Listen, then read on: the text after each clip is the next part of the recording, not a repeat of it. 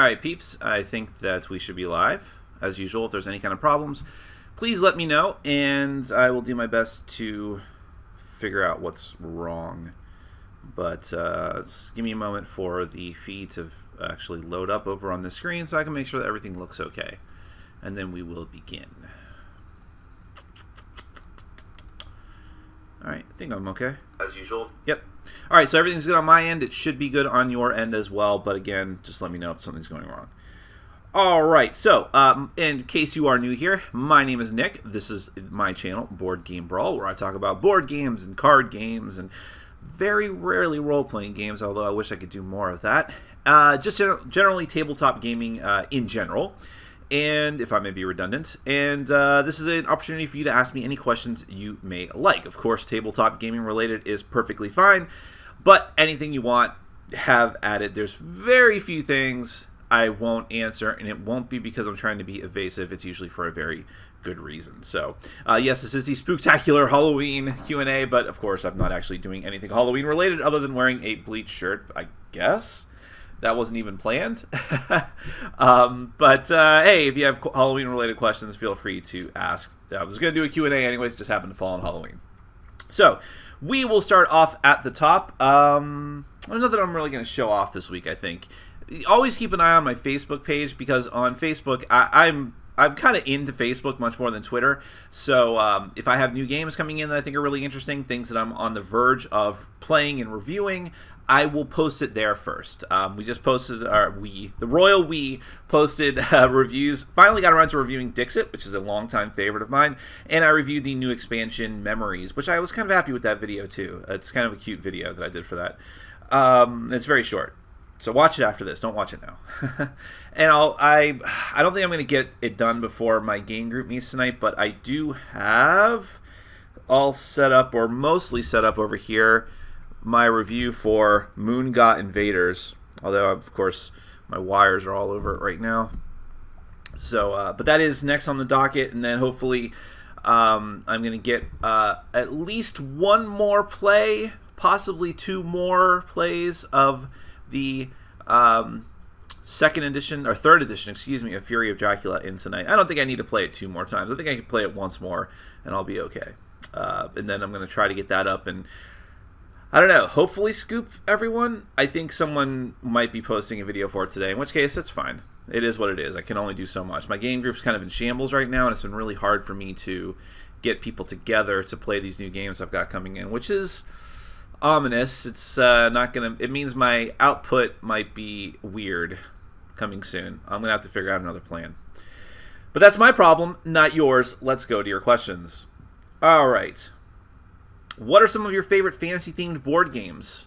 Oh, fantasy is like my favorite theme and genre. So whenever I see a board game that relates to it, if it looks at least original and creative, then I'm going to be gravitating towards it. Having said that, there's a lot of very generic fantasy-themed games. For instance, one that I just saw pictures of on Board Game Geek on the front page was, it's called like Mana Surge, and it just looks like the most generic Magic the Gathering ripoff ever, just like I felt Epic was. Boy, I'm getting a lot of flack for my Epic review, by the way, but I figured that. That's fine. Let's see. I like Descent a lot. Descent's kind of generic too, but I think it's done very, very well. Kingdom Death Monster is, of course, fantasy-themed, although it's like very horror-themed more than that, but it is still fantasy. Warriors and armor and swords and all that stuff. I'm just looking on my shelf behind me in the mirror. Shadows of Camelot is fantasy. Arcadia Quest. Lots and lots of great fantasy games. It's definitely one that I gravitate towards more than sci-fi. Nick, do you think the current price for Kingdom Death Monster makes it a skip due to how much cheaper it was for Kickstarter backers? I think you meant to say. Well, first and foremost, I posted this on Facebook. The pre-orders end today. And I'm actually very shocked by this, because I didn't notice that there was a meter on the page before of how many he had in stock. But I noticed last night and it was like 147 the first time that I checked. This morning, it's down to like 110. I mean, he moved over 30 units overnight, which for any other board game would be like, okay, what's the big deal? Well, this is a $300 game, so I was really shocked that he was selling that many units, even now at the deadline. So there is a deadline today, October 31st, I guess midnight, of him doing the pre-orders for Kingdom Death, at which point, whenever it does eventually get to retail, it's going to be $400. And I don't know what retail means. I don't know if it's only through the Kingdom Death site. I assume it would be, or maybe he'll have limited quantities at some other website. I don't know, but what I do know is it's going to be more expensive. So I'm not telling people to go and buy it. I mean, I love the game, but it is a lot of money, whether it's $300 or $400. But I am letting you know that if you are already inclined to do so, today is the deadline. But more to your question, Adam, is it a skip? Well, listen, I do feel, and I mentioned this on Facebook last night when I posted about the pre-orders going down, that I do almost feel like a criminal for how much I paid for it on Kickstarter compared to what people have to pay for it now.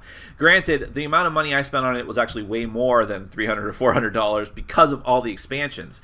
But when you if for someone getting the game now, even with the pre-order price, with all the eventual expansions they may want to get, it's going to be like 2 to 3 times what I paid total for all the stuff. That is a bit demoralizing, and I think I've been in that situation before. Well, no, my situation with Kickstarters has always been I didn't back the game. I can't get all the exclusives. Now I feel like a douche. Even if I have to pay more, that's not usually as big a deal. This is a really big deal, and I can understand people feeling like they got slammed, but it isn't exclusive stuff. I don't know. I honestly don't know how to answer that question, because I still think it's a great game, and because I have the information and the knowledge that it's a great game, I don't want to tell people to skip it just because of how much it is, but at the same time, I don't want to tell people to run out and get it because of how much it is. This is one of the biggest quandaries I've ever had as a board gamer, and I'm just happy that I was able to get in on it, but I certainly understand people who are upset by it. It's a very bad situation that unfortunately revolves around a great game. That's the awkward thing about it. Top 10 horror games. I was thinking about actually doing a top 10 list for that because I think Tom skipped it this year, so it wouldn't feel too weird if I did one at the same time. But honestly, I don't know that I'd have enough content for that. I think I'd be stretching the boundaries of horror if I were to do it. I mean, there's obvious things like Fury of Dracula, even if I just went off the second edition. But other things are just like sort of tangential, like, okay, I guess A Study in Emerald, maybe Xenoshift, because it's kind of like Aliens. Okay, the Alien deck building game, yeah, all right, maybe Predator, but I'd have to roll them in together, I suppose. Then the rest would just be zombie games. I guess I could have done it, but it didn't feel like my heart would be in it as much as I wanted to. Maybe next year I'll do it instead when I have more time to think about it. But very soon, I'm thinking of doing a quick top 10 list tomorrow that I won't spoil, like a really quick one. But let's just say I was inspired by my Dixit Memories review. But I'm also going to be starting my top 100. If not this week, then the week after, for sure. I have to get on that. And I'll be doing like 2 or 3 videos a week for that. Let's see. How will YouTube Red affect your channel/earnings? I don't know. It was kind of a weird thing. I was first panicking about it because I never signed any kind of agreement, and I saw a lot of articles online saying that if YouTube content creators don't agree to the terms of YouTube Red, then YouTube's going to pull all your videos. But apparently me just being in a YouTube partner and being part of their AdSense program means I've signed up for it, which is fine. I don't know. I make a small amount of money from the channel. I would say at this point, it's not an insignificant amount of money by any means, and I think that it covers my board game budget almost. Maybe not totally, but it definitely takes care of most of it, if not the whole thing. And is this going to eat into that? I mean, supposedly we're still getting a very large share of whatever earnings they get from it. Maybe it's going to end up being the same. It's either going to end up being the same or a little bit worse or a little bit better, which I guess I have to be okay with. What else am I going to do? I don't have a choice in the matter. Do I believe in ghosts? No, I do not. I am a very big skeptic. People who have been watching the channel, most people know that about me, I think. As far as I'm an atheist, I mean, we could start with that. That's kind of like the root of a lot of this. I don't believe in ghosts. I don't believe in monsters. I don't believe that we've been visited by extraterrestrials, although I think by pure scientific, just the mere idea that the universe is infinite and that there are the amount of planets that could sustain life is therefore potentially infinite. Eventually, that there probably is life out in the universe, but that they haven't visited us. So I'm a skeptic about everything. And ghosts would be right there at the top. I don't believe that they're real. But it's fun to think about. I like to watch horror movies and science fiction and fantasy things that have ghosts. But, they don't exist, is my personal belief. Okay, this isn't quite a question, but I'll address it anyways. I don't get the hype for Kingdom Death Monster. It was a blank board and some miniatures. People lauding over card combat against a lion for some reason. Well, I mean, it's all a matter of personal opinion, and I have thought sometimes, is there enough content in the box, just the base box, ignoring all the Kickstarter extras that we got? And the Kickstarter extras that we got were like extras of everything. Like I have an extra Phoenix, an extra Watcher, and an extra Lion, and all these different things. Well, actually, maybe I don't have an extra Lion. I have extras of other things. Lots of Kingsmen. But is it worth it? I mean, was it worth the price and for the amount of content that you got? Well, the fact of the matter is you have to take into account a lot of other things. There are a ton of miniatures, even just in the base box. They're all very high quality, which maybe you don't care about high quality miniatures. If that's the case, then maybe this isn't going to be as worth it for you. And I'm not a huge miniatures guy, but there you have it. There's a big book with a lot of high quality artwork and content inside that took a long time to create. There's tons of tokens and cardboard. There's tons of cards, and they're all very high quality. And even the box itself is of very high quality. So all of these things are factored into the price.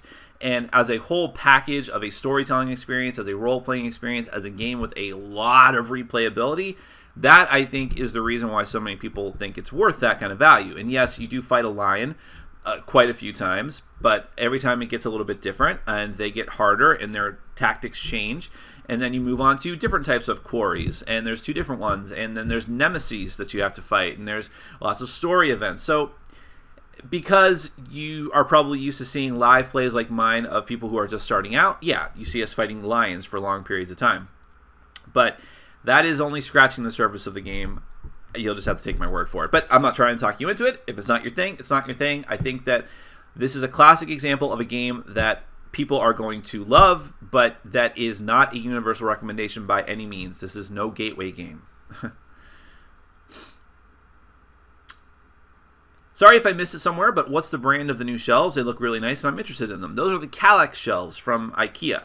I got them when they were on sale, and so I think I got them for like $169, but I think the normal retail is about $200 for the 5x5s, but I think you can get them in smaller sets. The 5x5 is all I could reasonably accommodate. I wish they were bigger, though. I wish I could get a 2x2 or a 2x4 to sit on the side, because as it is now, as you notice behind me, I have just one of my normal shelves that's attached to the end of the Kallax, and you'll never see that on camera just because of the way that I shoot. I'm not ashamed of it, it's just the way it is. But the thing was, Kingdom Death was not going to fit inside these shelves, nor was Zaya and Space Hulk and a couple of other obnoxious things. They would, but they would be jutting out like 4 or 5 inches, and or I'd have to put them on the top of the Kallax.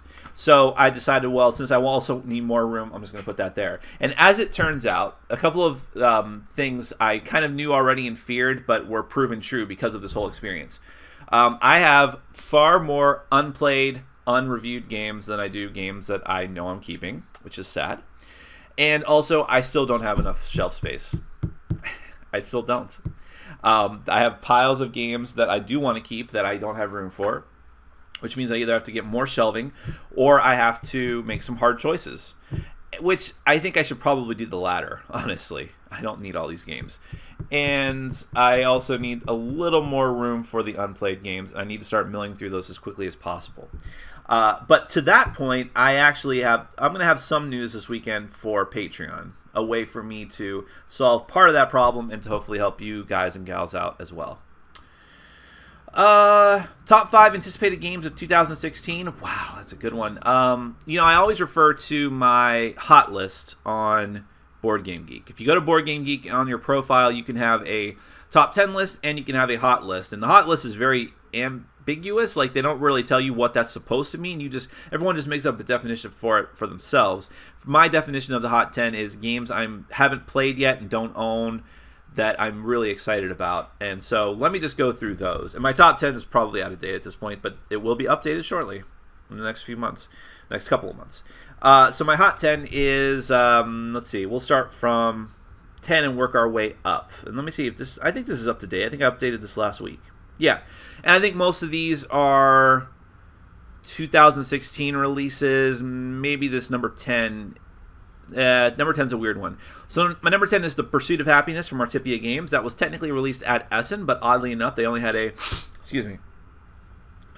a limited quantity. And, well, that's not odd, but the fact is they're not going to be releasing it.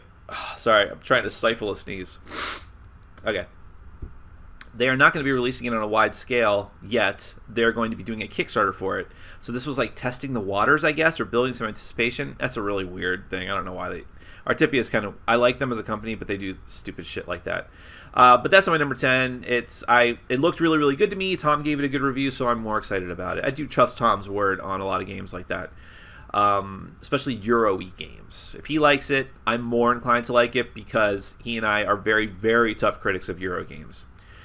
Number 9 is The Seventh Continent, which I feel weird saying because I did a paid preview for it. I'm not supposed to be giving my opinion of things, but there you have it. I'm not going to try to hide that. Number 8 is The Others, Seven Sins from Cool Mini or Not. That was kind of an obvious one. And even though I'm kind of on their reviewer list now, although I might get dropped off their reviewer list because I haven't reviewed a couple of their games in a month or two. But even though I'm on their reviewer list, I still don't think I'm going to get an exclusive, so I had to back it, and so I did. Number 7 is Consequential, which is never going to be released. And I think that's just, I keep it on there perennially for no reason. Look it up. It's a weird game from Asmodee Games that will probably never see the light of day. Number 6 is Conan. I'm a backer of that, so I'm waiting for that eagerly. Although, I'm not as excited about it as I think I should be, but I think it looks really cool. Number 5 is The Big Book of Madness. Despite some grumblings, I still am excited for that. Number 4 is the Apocrypha adventure card game, which I hope fixes a lot of the storytelling issues or lack thereof that I had with Pathfinder adventure card game. Number 3 is Zombicide Black Plague, and I'm fiending for this game because I hope it is everything I originally wanted from Zombicide, especially since I don't have Zombicide anymore. Number 2 is Besieged Sons of the Abyss. There's a lot of Cool Mini or Not games on this. I'm more excited about that game as time goes on. It looks like a bigger, more grandiose version of Ghost Stories. And number 1 is Seafall. Still very, very excited for that.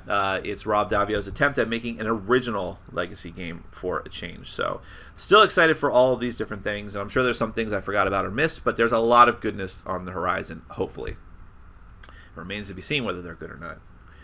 Let me just scroll down here and make sure there's no problems I'm not aware of. Because I'm always so far behind on questions, if there's an issue, I don't notice it for a long time. Like one time there was some like white supremacist neo-Nazi spouting off and using the N-word in the comments, and I didn't realize it for like a half hour. So that was bad. Let's see, where are we at here? Nick, how is everything with you on a personal level? How are you feeling and what's new? Well, I would say that I'm at a 9. No, that's such an inside reference. Things are probably better than they have been in a grand scale, and better than they have been in a long time. However, the last month or so, and this has been it was a perpetual problem, but it's gotten a lot worse. In the past month or so, I have really been pushing myself far too hard, and I'm aware of it, and I'm having a hard time forcing myself to stop. I've been getting 2 to 4 hours of sleep every single night, even on weekends. I don't even know how I'm awake right now. I only got 4 hours of sleep last night, and that's after only getting 2 hours of sleep Thursday night, Friday morning. And I've been drinking a lot of those 5-hour energy drinks, which are supposed to be horrendously bad for you. I don't know. I really want this channel to do well. I feel a lot of pressure for the channel to do well. I still have a full-time job I have to worry about that is very stressful and very exhausting, and then I come home and it's just I have to stay up all night to get things done. So that's the biggest issue in my life right now, but it is entirely an issue of my own design and making, so it's hard to whine about it too much, but it's yeah, I'm really burning the candle at both ends to get this thing to work. Let's see. Yes, I can see your comment. Don't be stupid this week, and I'll probably read the rest of yours.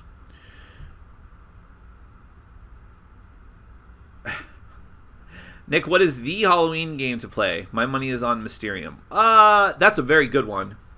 And it's not like it's super scary, but you can get into that theme quite a bit. That's what I like about Mysterium. You can put as much theme into it as you want to, or as little.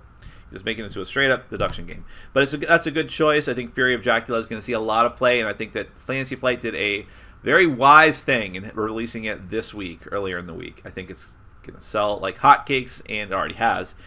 And people are going to really, really enjoy it. That's why I really wanted to rush to get the review up, but it just wasn't going to happen in time. I didn't feel confident in getting that done without another play. But maybe late tonight. Maybe late. What else as far as horror games? If you like the Resident Evil deck building game, I'm still on the fence about it. Need to play it again. There's a good choice. Any Zombie 15 is great because it's actually got a soundtrack and it's kind of scary and tense, and that would be a good one. But I don't think a lot of people show that game love. Space Hulk, if you've one-on-one. Chaos in the Old World. I mean, anything with demons and devils, and there's a lot of good games. But I mean, as far as like party games, things that are maybe more accessible, The Resistance is still a good one, even though it's not. Well, okay, what would be Werewolf? I guess. I mean, I don't like Werewolf all that much, but it's more. It's got the Halloween theme some more. There's a surprising amount of choices, actually. Nick, do you think Kingdom Death Monster would be as good if it used standees like Dead of Winter and not minis? The core gameplay would still be very solid, but it would lose something because a lot of the game is its appearance and tenor, and that's just the way that it is. I don't think that's a bad thing. But Dead of Winter also, I was just unhappy with the standees, but it still worked out. Nick, did you get Star Wars tickets yet? Yes, I did.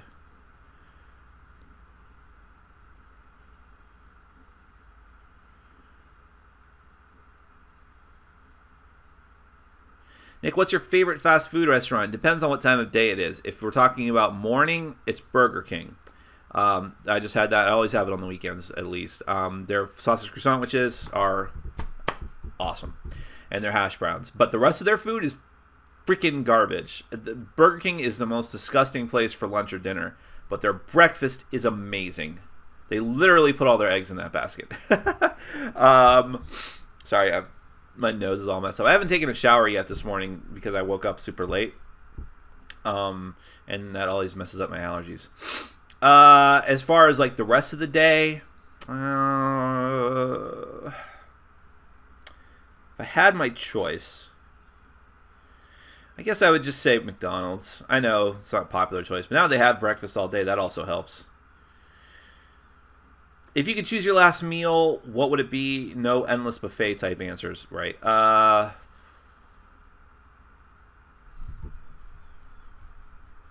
don't know. I do like Chinese food, but if I can't do a buffet, I at least do like a portion of like General Tso's chicken with maybe some shrimp on the side and some fried rice, some really well done fried rice. Yeah, something like that. Does Bugbear have a favorite food? If it's edible, it's her favorite. She loves, I mean, she's a beagle. Beagles, even more than any other dog, will eat anything, unfortunately, and they love human food. Anything is Bugbear's favorite food. It really is. And I don't even think she has a favorite type of treat, really. She'll eat any kind of treat. Honeybee is very weird about treats. Honeybee will not eat dry treats, like dry, hard treats like biscuits. Anything like that, no can do. I don't know how she got like that. I really don't.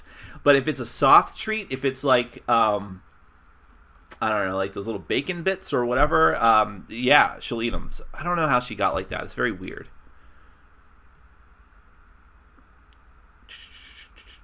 What non-Kickstarter game are you most looking forward to? Well, I just said Seafall, which I actually, in the early days, there was talk that was going to be Kickstarted, but I think that now, especially since Philosophia / Z-Man bought out Plaid Hat Games, there will be no Kickstarter, which is probably for the best.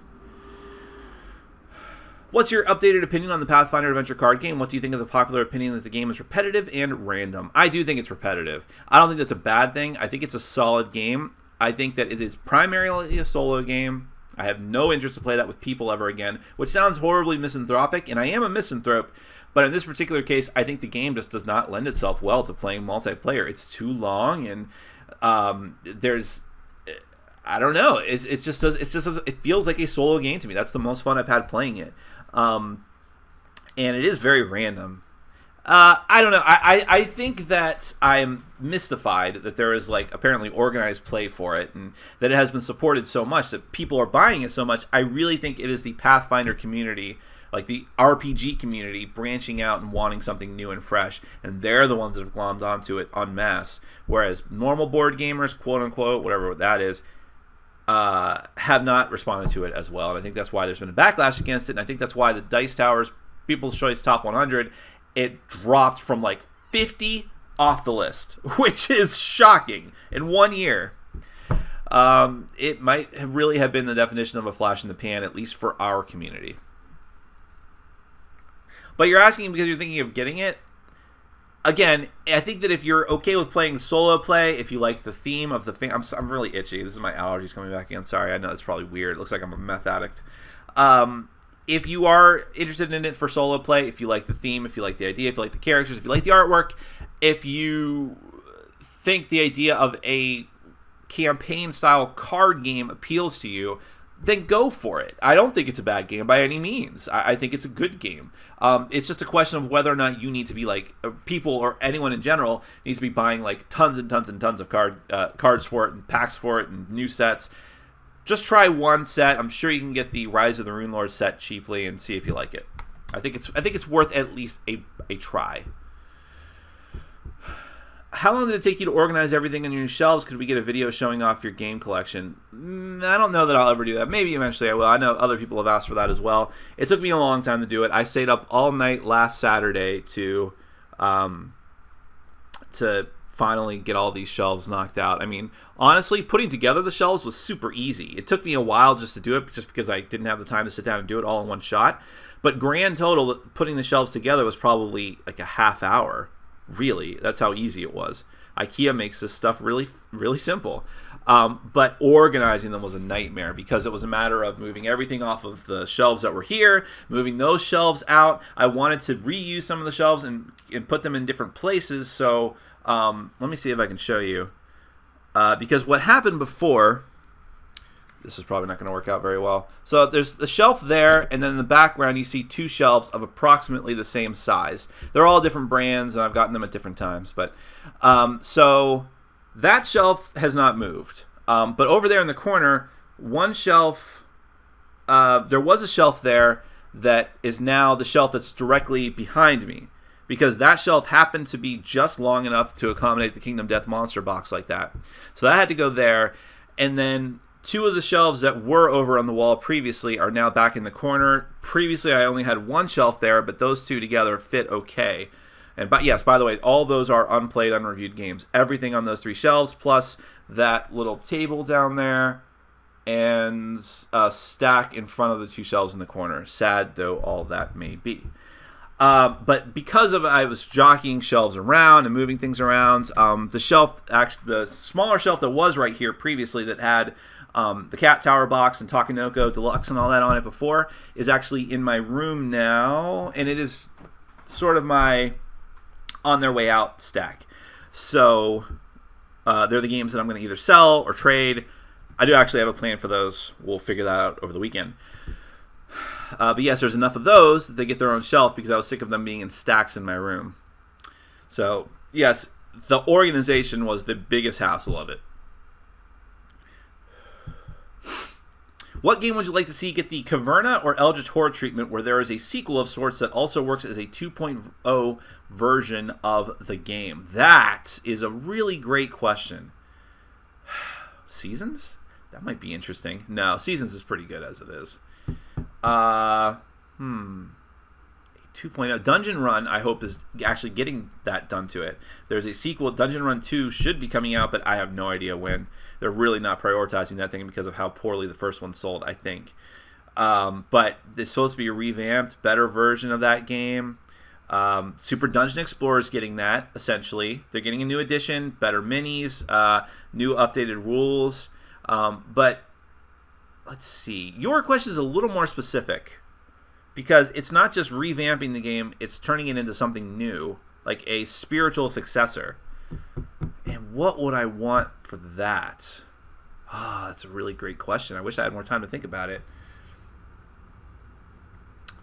Lost Legends. Yeah, man. Bring back that concept and put it into a better, more expandable game. There you go. That's a good idea. If one wanted to pop their cool mini or not cherry, and I love that terminology, what would you recommend? I have Blood Rage on order after all the positive buzz, but is it the best game you've played in their line of games? That's a great question, too. I think, overall, I still like... Oh, I have to be very careful about this. I like Blood Rage a lot. I think it's 6 of one, half a dozen of another to say Blood Rage or Arcadia Quest. It depends entirely on which type of game you prefer. If you like that sort of MOBA, fast, somewhat light action with a campaign, which I barely ever touch, then Arcadia Quest is the way to go. But if you strictly want like a Euro-style area control game, Blood Rage is the way to go. And you already have it on order, so I think you're going to be very, very happy with Blood Rage. And once you've tested the waters with that, I think you're all right. But Arcadia Quest is very, very cool. Other games of theirs are more selective as far as whether or not you're going to like them or not. Like Rivet Wars is for people who want to play war games but maybe want it a little bit simpler. I still haven't played it yet. I just know a lot about it. I almost backed it. Zombicide, again, is very light, fast, visceral, modular gameplay that's not for everybody. But Blood Rage and Arcadia Quest are pretty objectively good, as much as anything can be objective. Hey, look at that. I swear I did not plan on mentioning Lost Legends before this question popped up. Is Lost Legends worth picking up at this point? It looks like a neat game, but the lack of support makes you wonder just how much mileage someone would get out of the game. If you can get it cheaply, get it, because you may not get another opportunity. But yeah, the lack of support for it is really disappointing, especially since Queen's got like nothing going on. I think Queen is like a super disappointing company, and why would they not? Oh, whatever. I'm not going to gripe about it. Obviously, if it sold better, then, you know, they would support it, but it didn't. But I still think it's a good game. If you can get it cheaply, if you can trade for it, do it. But I wouldn't go out of your way for it. It's good, but it's not like amazing. I just always point it out because it's an example of a game that's been left to die, which there aren't a lot of nowadays. Have you seen or heard of the anime One Punch Man? If so, what do you think of it so far? If not, definitely get on that. Well, I think I might have heard of it, but I don't know anything about it. I think maybe someone else recommended it to me. I will put it on the list. I genuinely have a list here of a little sticky note of things that I need to catch up on, both TV shows and anime and books and things. By the way, I have to use, this is a PC, but at work I have to use Macs, which I'm not anti-Mac or anti-PC or anything, but I get really annoyed that they don't have sticky notes on Mac the way that the sticky notes work on Windows, because I love my sticky notes. It's so easy to just pop one out and move them around, and I get multiples at the same time. Whereas on Mac, at least their embedded sticky note feature is one note. So at work, I have one incredibly long note of details, and I can never find anything I'm looking for in particular. It's very weird. Nick, what Kickstarter project failed, got canceled that you backed and were looking forward to the most? Mine was Crisis. I don't know about that game, but I'm glad that you were excited about it. Yeah, there's been a couple. I know there was a t-shirt project very early on in my Kickstarter days. I was very upset it didn't fund because it had really cute, like, chibi, and it was like funny Final Fantasy artwork.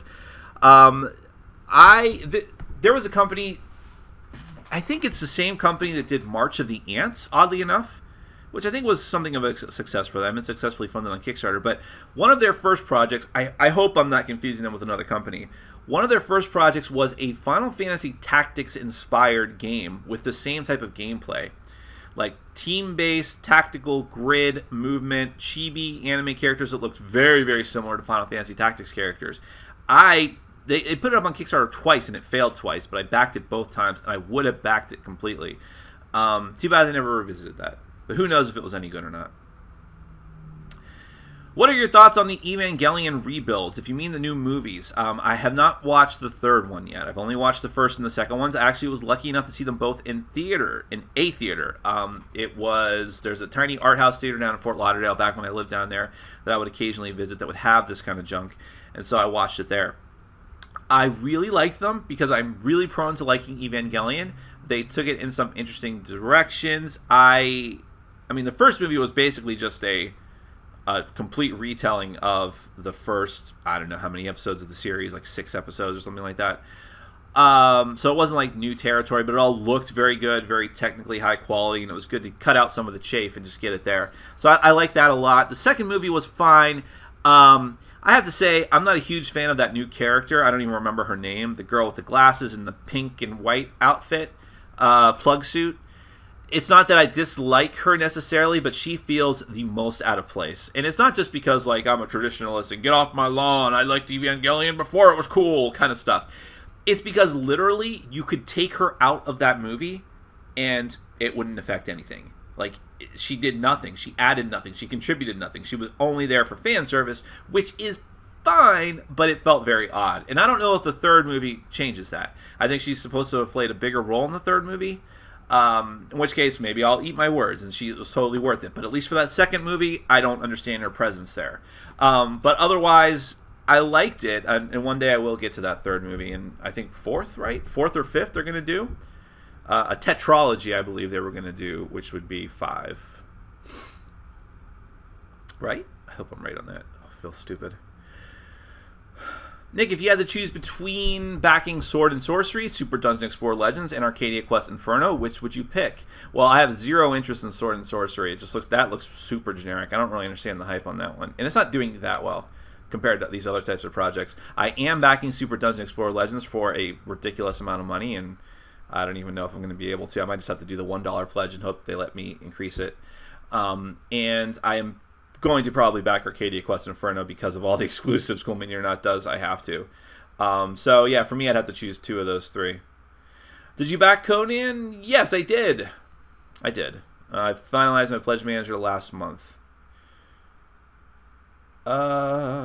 Mansions of Madness. That's a great choice for a Halloween themed game. Very, very atmospheric. Long game, but make an evening of it for sure. In terms of one versus all games, which do you prefer, Mansions of Madness or Fury of Dracula? I'll say Fury of Dracula. The setup for Fury of Dracula, while onerous, is not nearly as onerous as Mansions of Madness. Easier for people to get attached to that theme, too. Easier for people to get into. And overall, the gameplay is not as long. The Fury of Dracula is still a long game.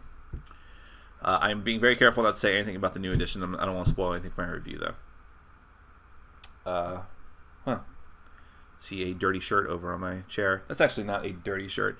A lot of times I'll wear these shirts just for the review and then put them in a stack. And because I only wear them for like literally a total of an hour or less, I will just like hang them back up and wear them again.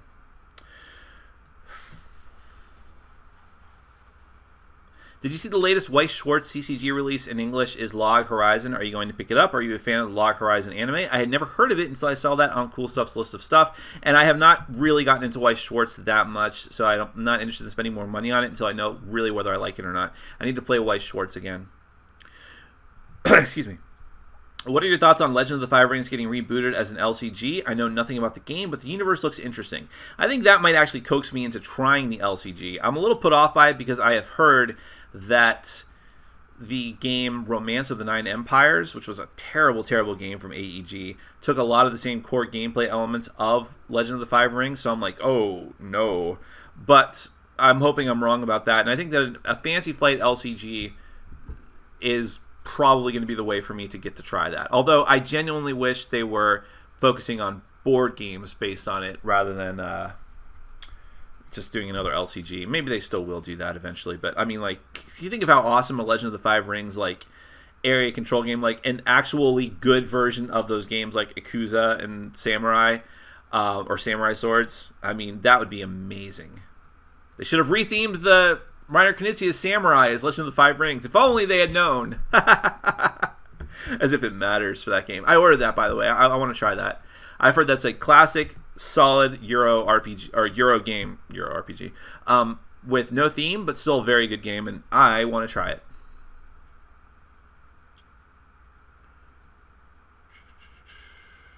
What are your plans for Halloween today? You're looking at them. I'm going to do this. I'm going to hopefully at least film the overview for Moon God Invaders so I can get it off my table. And although it's tough because it's like 2 overviews, because the 2-player game version of Moon God Invaders is completely different than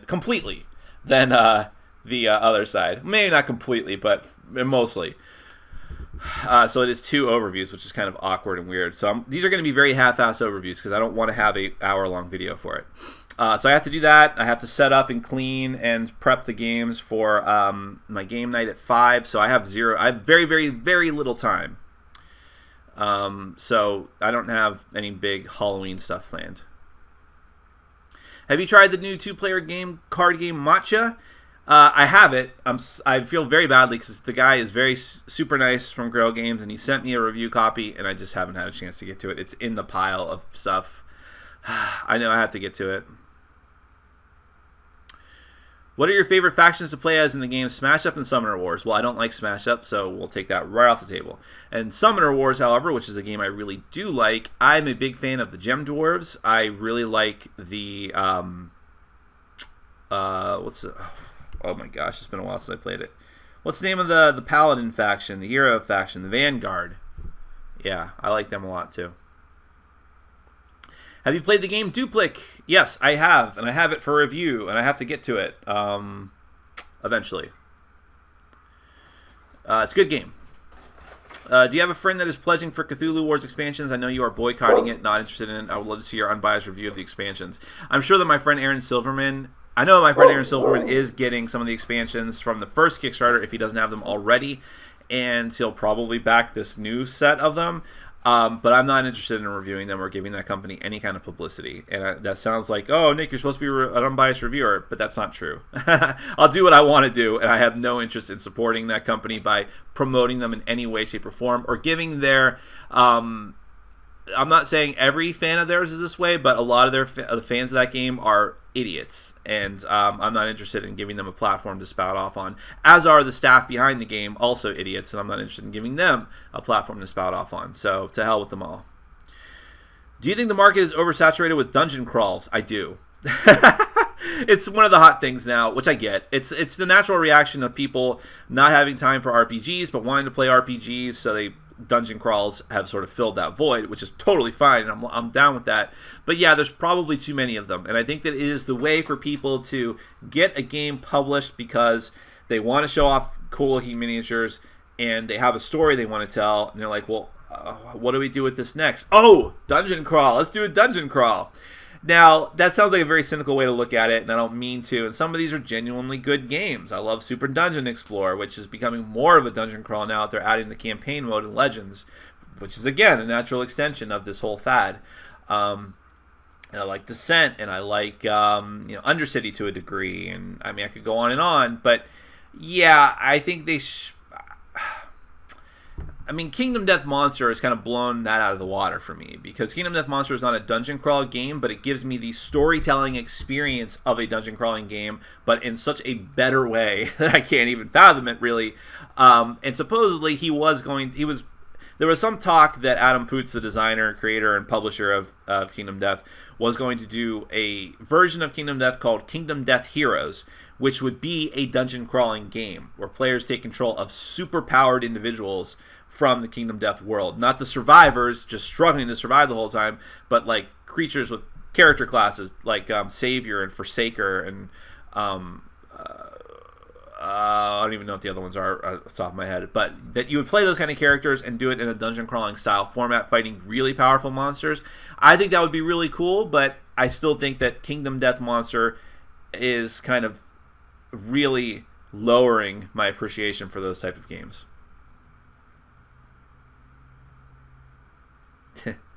Let's get the obligatory question. What is that treasure chest with the mouth on it? It's Boo Booty! Yeah, I know. I think I'm amused by it when people ask it. I'm not yet annoyed with that too much, but I know that a lot of fans are sick of seeing other people ask it. There is generally an outcry that women are underrepresented in board games, and lewd when they are. Do you think people of different sexual orientations, religions are underrepresented? Absolutely. Without a doubt. But I will caution you that the fact is most board games don't even allow for an outlet like that. But I think, for instance, Dead of Winter would have been a fantastic opportunity to have different sexual orientations and religions. Not that I care about religion, but sure, equal time. to have people of different backgrounds and lifestyles depicted, and of course they didn't. And a lot of that is because Plaid Hat is owned by a very Christian company, and the people that work for them, and the publisher and the designers and things like that. So I guess I kind of understand that, and a lot of it is appealing to the base and their audience. And right now, I think the bigger issue is that the large amount of modern board gaming hardcore fans are white male Christians. And even the ones that aren't Christian, if you take that out of the mix, even though that is a huge chunk of that population, are white males of varying ages. And until that starts to diversify, I think that's going to be a problem, because there are people like yourself, obviously, and me, who notice that this is a problem and want to see more diversity and the type of content that we get as tabletop gamers.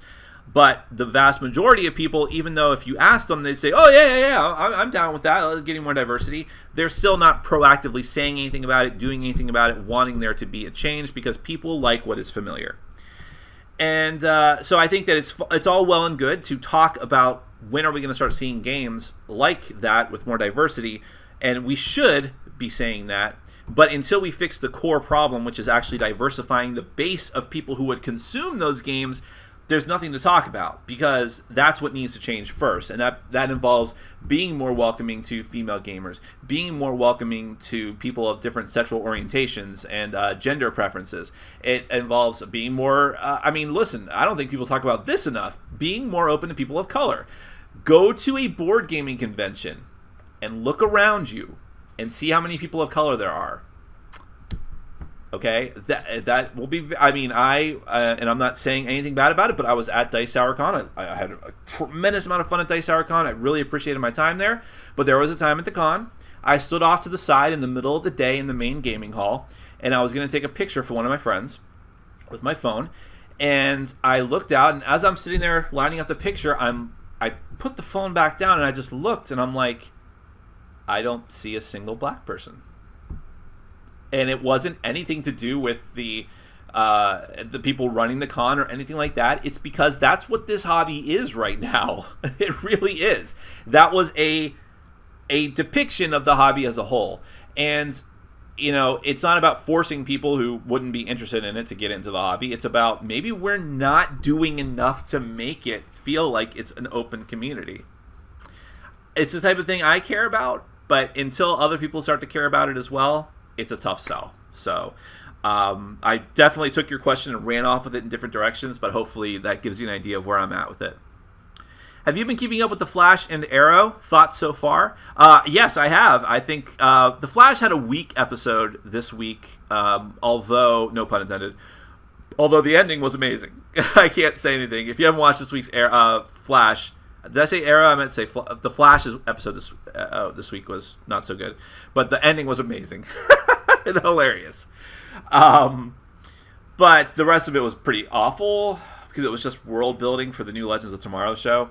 The Arrow, though, has been way better this year so far. I mean, was it 3 or 4 episodes they've had so far? But I am very, very happy with the direction Arrow is going, and I hope that they keep it up, fix some rough edges, but still much better than it was last year. I'm very happy that they are taking it in another direction than they did last year and getting back to the roots of what the show was so good while still going into new grounds.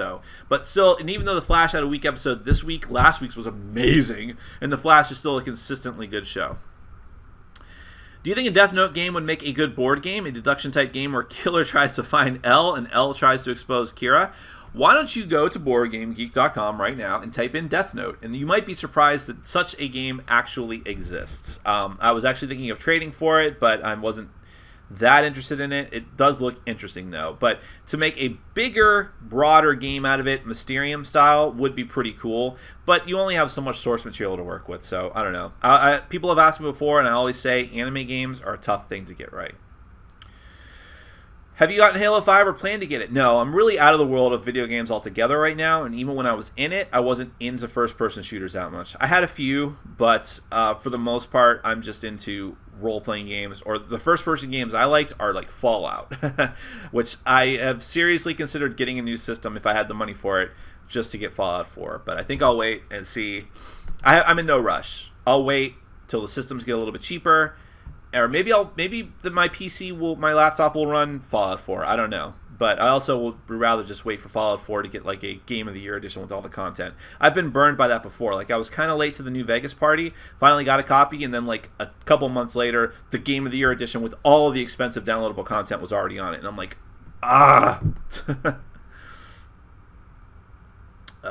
let's see. Nick, do you like Borderlands? Another video game question. Seems like it would be your cup of tea. I never played it.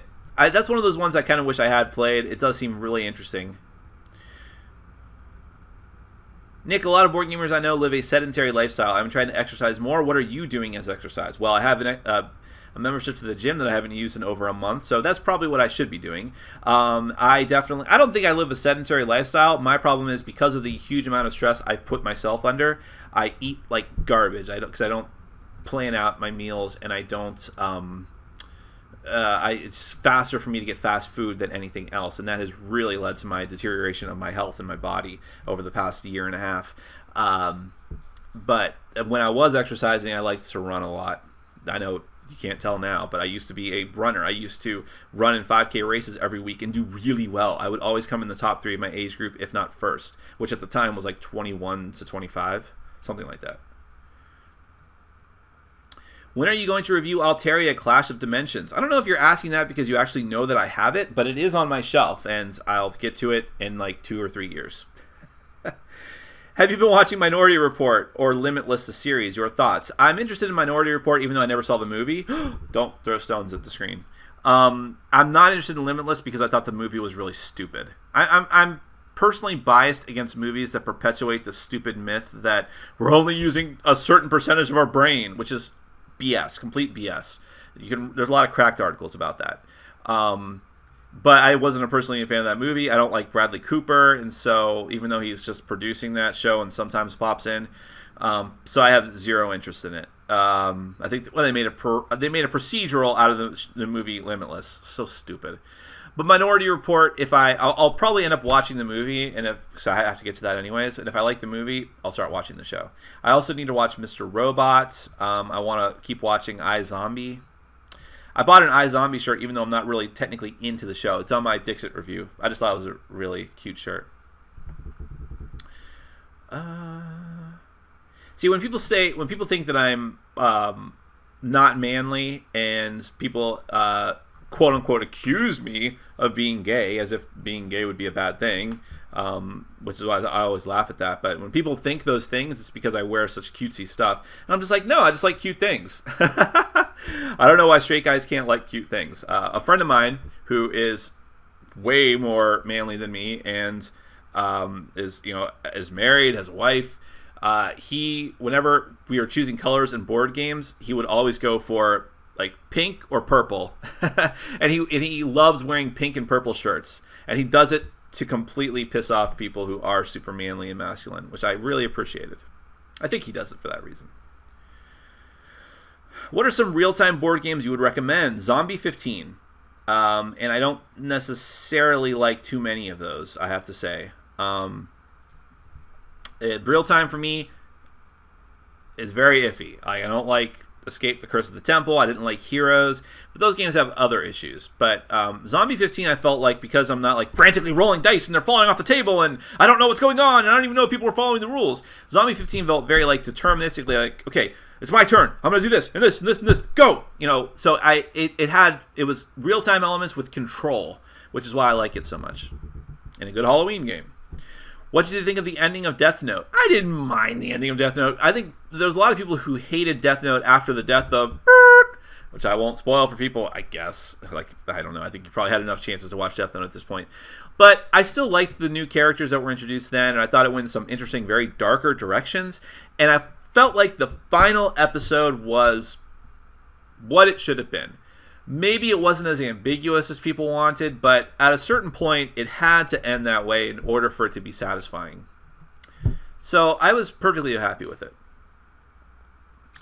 Did you watch the new Supergirl show? Thoughts? Yes, although I watched the pilot fell off the back of an internet truck like months and months ago, and so I watched it then. So it's been a while, but I remember liking it quite a bit. It had the problem that every pilot does, which is exposition of setting up the plot and like just a lot of really corny stuff that you just have to kind of plow through. But I thought that special effects were good. I thought the fight scenes were good. I thought that Melissa Benoist, I'm never going to pronounce her name right. Let's just get that out of the way right now.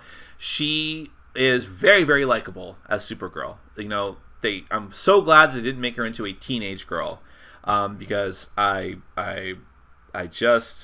not. I can't deal with depictions of teenage girls on TV. They're very, very annoying to me. I just watched the first episode of The Leftovers, and the girls in that show were just like nails on the blackboard, gratingly annoying. And I'm not saying that to be sexist. I think that media has a huge problem in depicting teenage girls in a way that makes them appealing as characters. And so I was very happy that they made her into a mature woman. She's got her own job, she's got her own problems and issues, and she's dealing with them, and then she's got superpowers. I thought that was very cool. So I'm on board with the show. I can't wait to watch the next episode.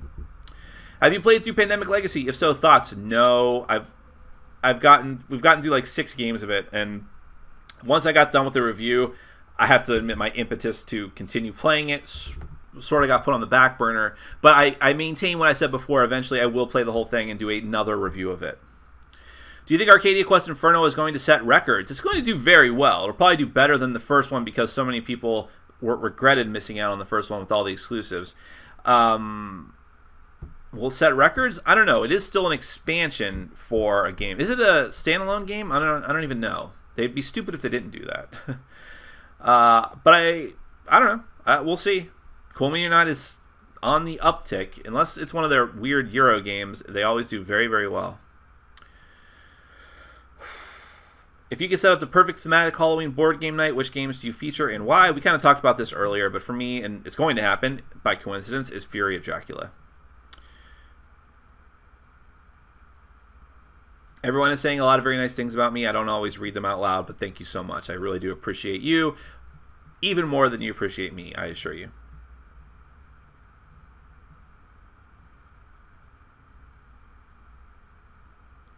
Tell us about your experience with LARPing. Well, yeah, okay, it's a very brief story. I was really into tabletop RPGs long before I was into modern board gaming, and at a certain point I was like, I really want to do more RPGs, and it's hard for me to get a group together.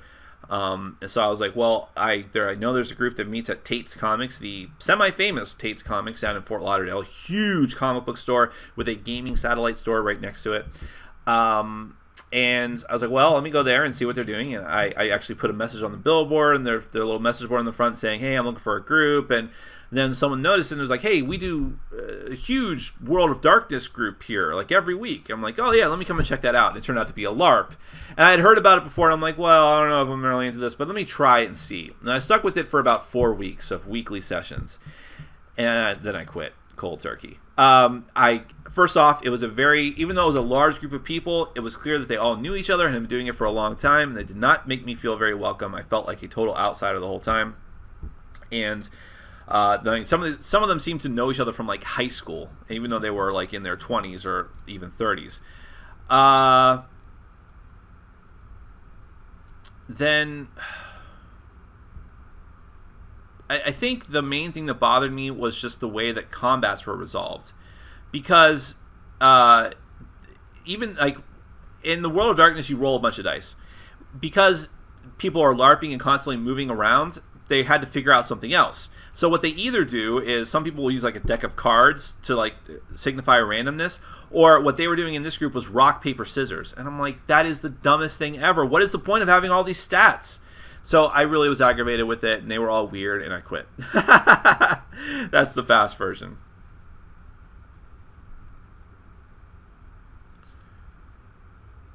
Any thoughts on the replayability once you defeat the game Besieged? I have no idea. I haven't played the game. Hey Nick, have you ever suffered from fatigue of the board gaming hobby or felt stuck in a rut with your gaming group? And if so, what advice would you give on breathing new life and enthusiasm for it?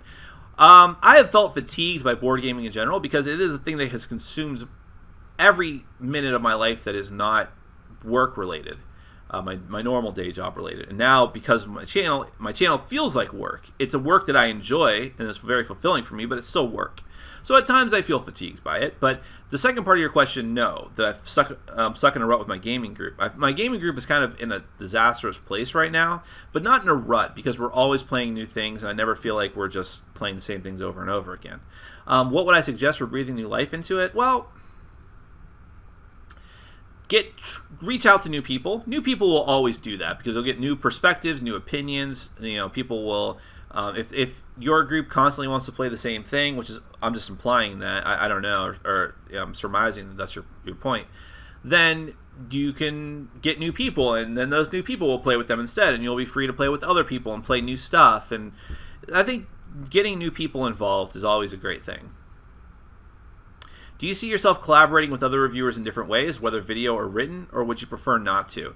I wouldn't mind doing some of that, and obviously I've dabbled with the Dice Tower staff before, but I think for the most part this is just going to be a solo operation. I don't think I'm ever going to have other content on my channel that's not mine. I mean, I would love to, if it worked out correctly. Like, I would love to do... I would love to have 2 other people on the channel, one person to do miniatures gaming, like hardcore miniatures war gaming, and another person to do role-playing games, and then the 3 of us converge together to do top 10 lists and things like that in the Dice Tower style. But I don't see that happening, and I don't just want to have like random people come on and do reviews. And as far as like other types of collaborations, I don't know. I'm not very well liked in the board gaming media community. Some people really like me, and I really get along with them very, very well. Other people do not, and so no need to be divisive. No, I mean, I don't. For instance, like, I like Undead Viking a lot, but I know that he has Rado on a lot. I think that's part of the reason why he hasn't asked me to be on. But that may not be the reason. It may be he don't like me either. But I don't see any reason to like rock any boats. Better for me to just go solo.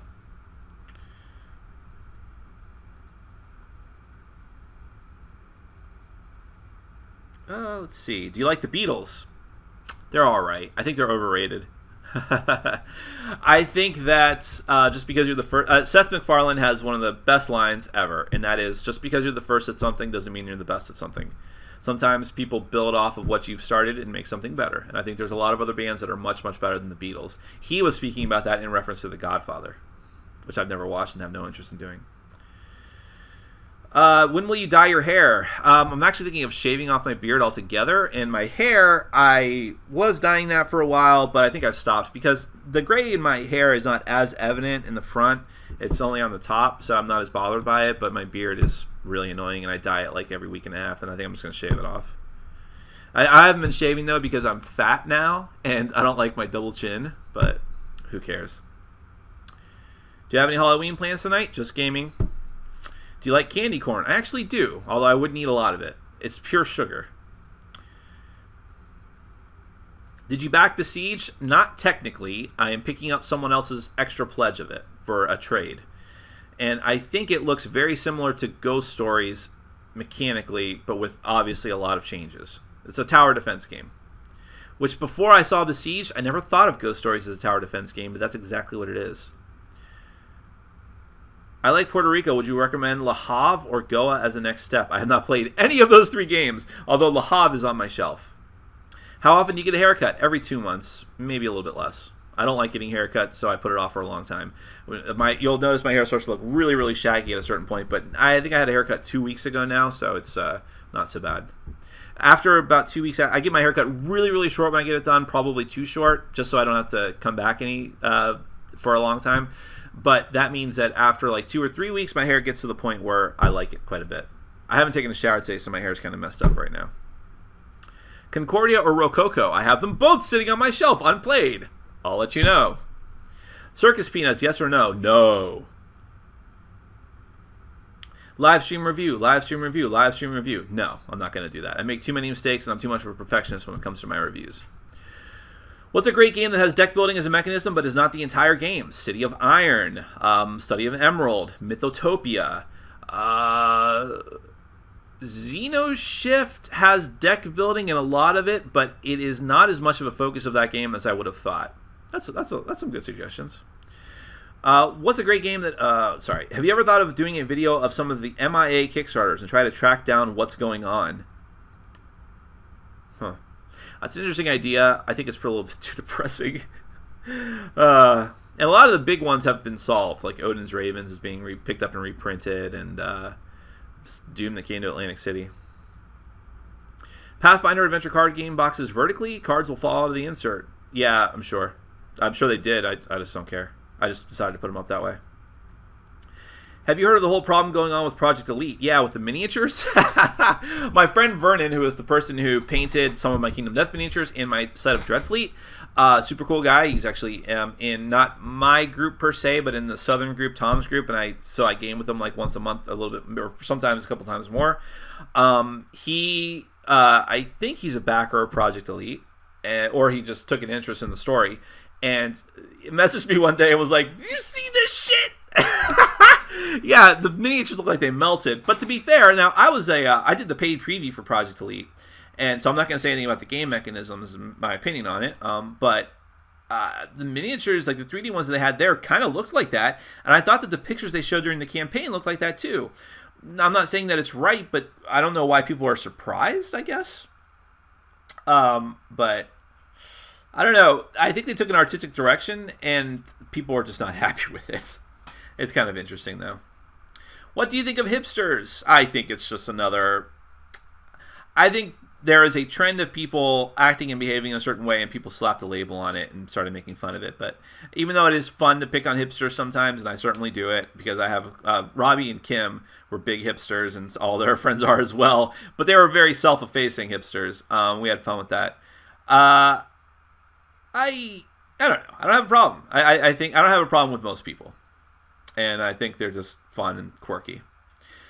Since it's Halloween, what's your favorite candy bar? Candy bar, that's an interesting choice. I like peanut butter Twix. Because I liked Epic, and you said in your review that Magic is better, I am trying to get my group into Magic. I bought a dual deck, but what would you recommend to buy for building our own decks?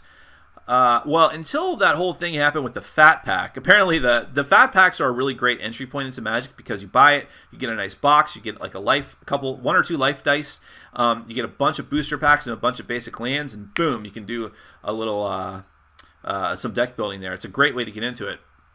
But apparently the Fat Packs for this recent set, they put some rare stuff in there, and now they're going for like ridiculous amounts of money, and retailers are selling them for over the MSRP. Secret Cabal did a story on it. So because of that, I feel hesitant to say that. But there's other things, like there is a deck building toolkit you can jump into. If you don't mind pulling apart your dual decks, which I wouldn't recommend, you could always just do that. Just play around with them. Put some different cards in of same colors and different mana costs, and see if they work out better for you. Excuse me. Look online. Find people's decks. There's tons of decks that people put online.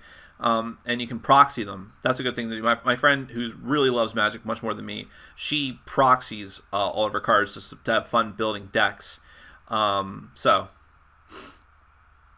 that's one way to go at it.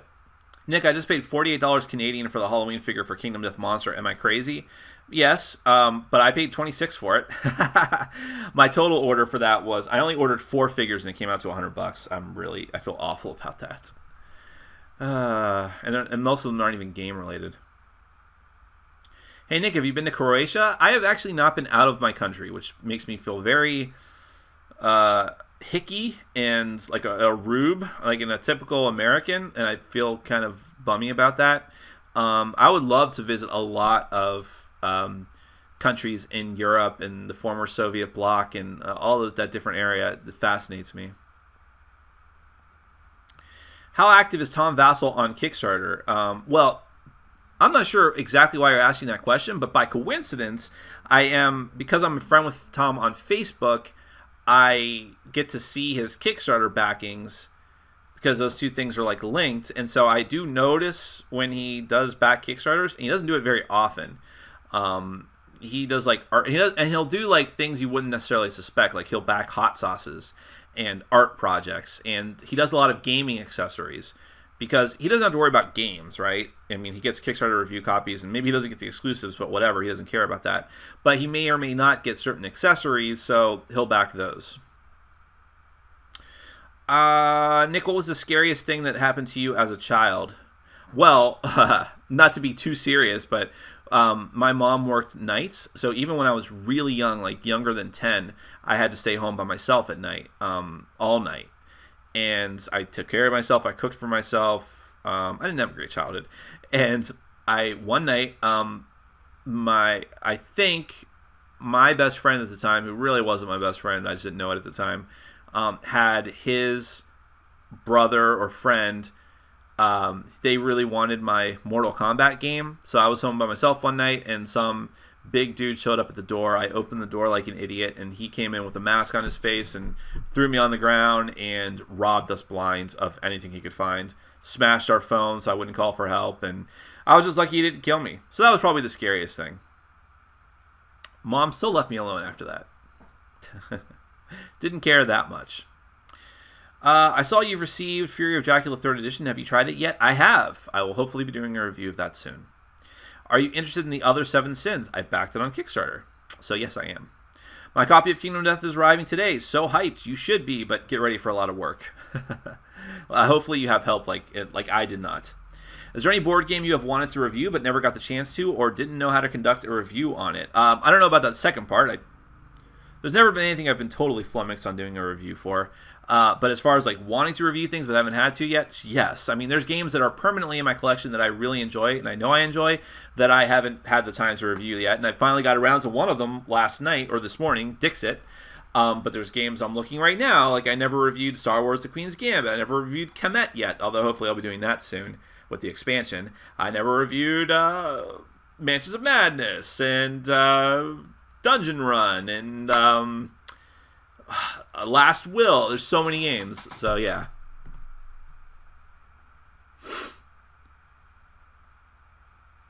I can't keep doing this for too long, guys, but I see I'm way behind on questions. My girlfriend likes gaming, but she is having a hard time playing heavier games. What games can bridge that gap? I'll say the same things over and over again, but they do work very well. There's Takenoko, there's Tokaido, there's like card games and cooperative games like Hanabi, Lost Cities. Games that have a surprising amount of depth for being very simple and easy to get into games. Go online. Go to you are online. Sorry. Go to Board Game Geek, though, because there are entire threads about this, and you'll find tons of recommendations. Hello to New Gamer. Are you the yin to Tom Basil's yang? I don't know about that. I think, despite the fact that he and I are very different in some ways, like in some of our tastes in board gaming and our personal outlooks on life and our lifestyles and things like that, there are a lot of things he and I have in common, and I think that's why he and I continue to get along to this day, and why we both have a very, very healthy respect for each other. At least I hope so.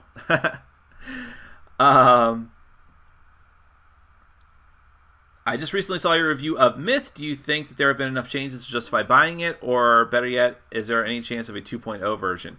I don't know. Myth was such a fantastic idea that just fell apart at the implementation stage. It really felt like they just wanted to play a role-playing game, and they decided to try and make a board game out of it, and it didn't quite work out. But it looked fantastic. The miniatures were good. The quality of the components and the storytelling was all solid. It just wasn't a very good board game. Maybe that will change.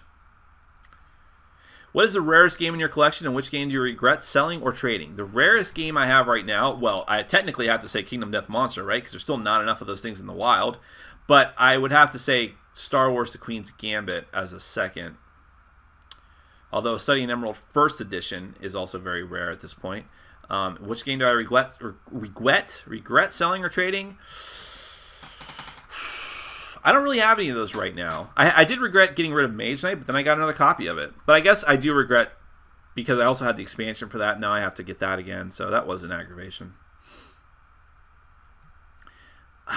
Guys, I'm sorry. I have to stop. I can't be... I don't want to pick and choose, and there are a lot of questions left, and I can't do this for too much longer. I have too much stuff to do, and I feel very badly about that, because there are a lot of great questions here. So here's what I'm going to do. More shelves, less choices. I'm going to answer this one last question since I started off doing it. Nick, what are your thoughts on lifestyle games like Android Netrunner, X-Wing, or Imperial Assault? Do you still get the new expansions for these? I am out of those games. The only lifestyle game I dabble in now is Force of Will, and even that barely. I'm just not interested in those types of games. That's why even like Star Wars Armada was on sale, is on sale on Cool Stuff, and I was just like, I don't want to get involved. But they're good games. I can't say Android Netrunner is very, very good. I played D&D Attack Wing, which is very similar to X-Wing. Imperial Assault. I am still into Imperial Assault, but that's a whole different thing. I can bust out Imperial Assault and play it and not feel like I'm missing anything by not having every single piece.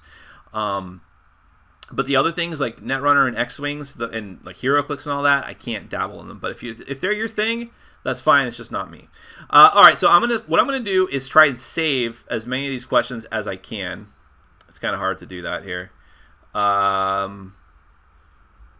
And I will pick out some of the best ones, which I don't want to be like a judgmental guy like that, but I will do something like that, and we'll save them for next time, because you guys, I'm very sorry that I couldn't get to more of them, but you guys are great, and I do love these Q&As. If I had more time, I'd spiral it out to another hour, but I have so much to do before game time tonight. It's just, it's too much.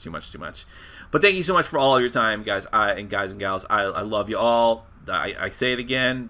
And wow, we have a lot of people watching too. This is one of my favorite, if not my favorite thing to do on the channel, is interacting with all of you. And I wish I had more time for you, but we'll do this again next week at some weird hour. Thank you so much for watching. Take care.